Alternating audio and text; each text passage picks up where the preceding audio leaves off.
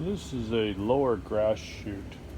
This is a lower grass chute for a riding lawnmower, or a riding lawn tractor. This is what's left of this one. I've gone through 3 of these. I've got another brand new one. They're like $70+ to order. They're not made very well. This one has a piece actually missing out of it, and I've tried all kinds of repairs. Um, this particular repair, I used a plastic melting, which amounted to be more like a soldering iron thing.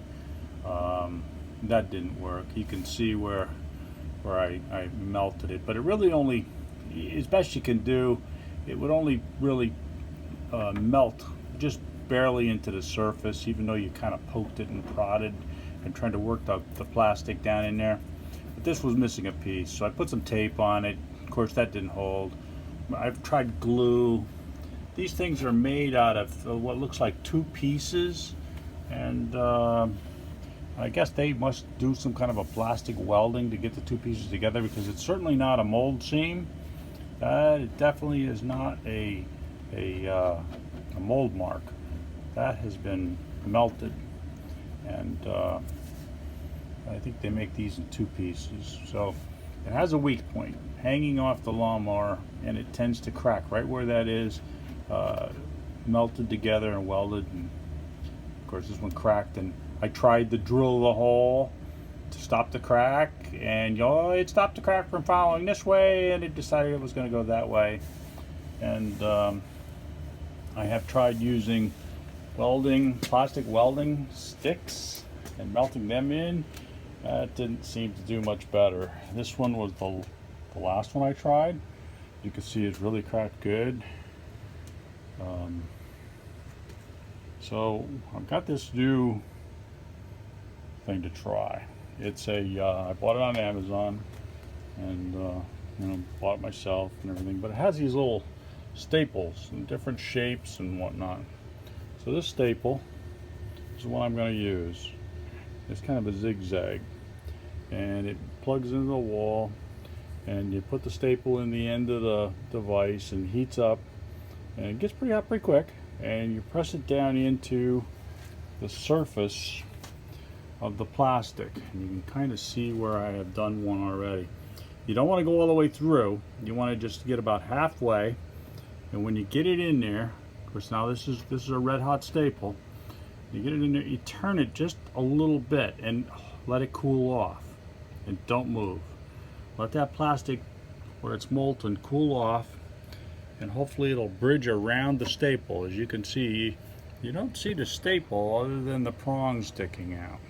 So I'm hoping that it'll bridge this seam and give it some strength. That's worth a try. So I got the staple in the gun, and I'm going to heat it up, and I'm going to melt it down into plastic and give it a little twist and let it cool. So here we go. It's getting pretty hot. There it is, red hot. I'm going to go down into plastic a little bit and give it a little twist. Now I've let go of the trigger, and I'm going to wait for the plastic to cool. And I know it's kind of hard to see, but I'm no pro at this. Just thought maybe this might help. I've tried glue, I've tried, like I said before, tape, and I've tried melting the plastic, I've tried weld sticks, plastic weld sticks, nothing holds. It's structurally a pretty bad design. Alright, now I'm going to just pull the gun off, and it leaves the staple in behind, and hopefully it's bridged and twisted, and it's about halfway through the thickness of there. Hopefully you can see that, and I'm going to work my way up that whole crack. Of course, I'm going to have to clamp it to get it in place, and it's worth a try, and we'll see. So this kit came with 4 different shapes. The one I'm using is kind of a zigzag shape. Came with about 20 of each different size. And you just put it, really hard to see, just put it down in the little holes on the end of the gun. Trying to do this and hold the gun from falling on the floor. So you just kind of put it in there. Amazon is where I bought this. Of course, I don't know, they called it a plastic welding gun. Come with different shapes, some for right angles, some straights. So it was pretty inexpensive just to give this a try and see if it works. Who knows? So I moved over here, it's a little more light. And let's see if I can get one in here. And try to get this YouTube thing, right here we go, getting it hot. Right, melt it down inside. And give it a little twist, and now we're gonna hold it. There it goes.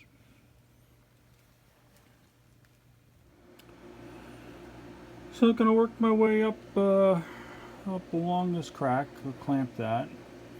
And this stuff here is the welding rod that I used the last time. I've tried other welding rods that we sold, and I think I got them at Harbor Freight.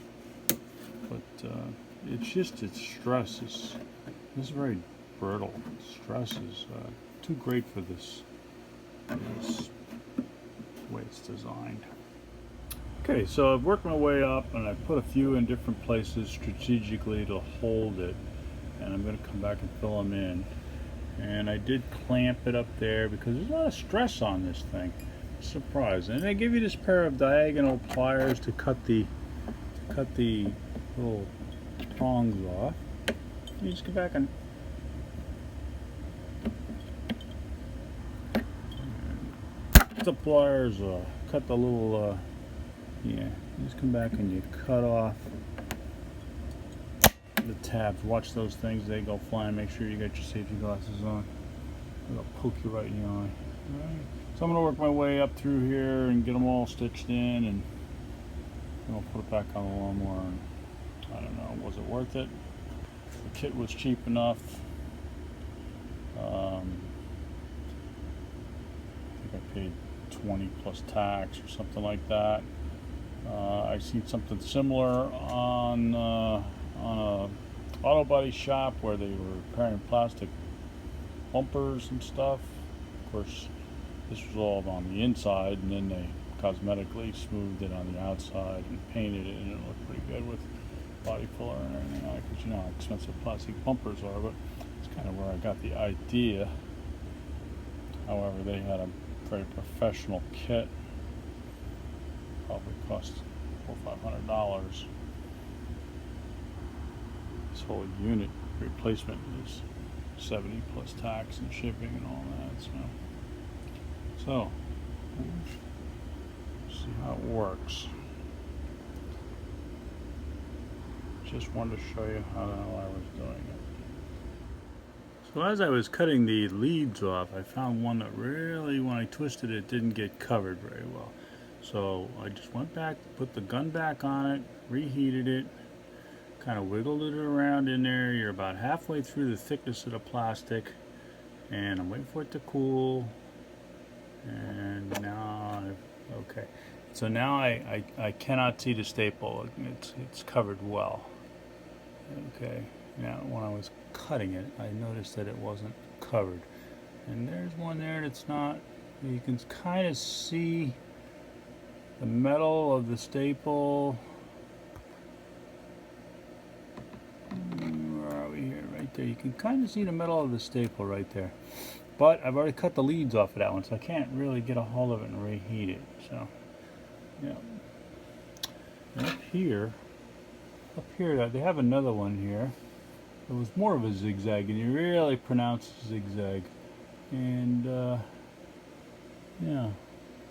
So, that might help. That might actually be a better one to try. So, I got them all in there. 2 different types. And it looks quite a bit like Frankenstein, but I'm not 100% happy with it. So I'm going to go back in there with the hot iron and smooth this all down in here, and I think it'll help bridge these gaps that are created by the wire that really don't quite fill in all the way. I can't see that it'll hurt. That's what I'm going to do. And maybe the one wire, there's a wire there that's probably not completely immersed. It's in the plastic far enough, but it really didn't melt over the top of the wire. So I think that hot iron might help that. So I'm going to try to do that with hot iron and smooth that down in there and cover those staples in there. And again, there's a lot of other people on YouTube that do a better job of filming than me. I'm just trying to show you what I'm trying out here with this, because I'm tired of having to buy these things. I'm sure this won't hold for long. I'm an equal opportunity mower. I don't have a lawn, I have a yard. I have a lot of oak trees, acorns, leaves. Of course, there's always sticks from the acorns that you can't, or from the oak trees that you can't see. And hey, if I get half a season out of it, it's better than throwing it away. And the other thing is, I don't know what kind of plastic this is. I think it's ABS.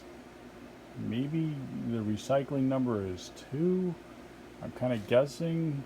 And there's nothing marked on any of them. I'm sure they weren't made to be recycled. They usually only recycle drink containers here in my area, but nowhere on here is it marked.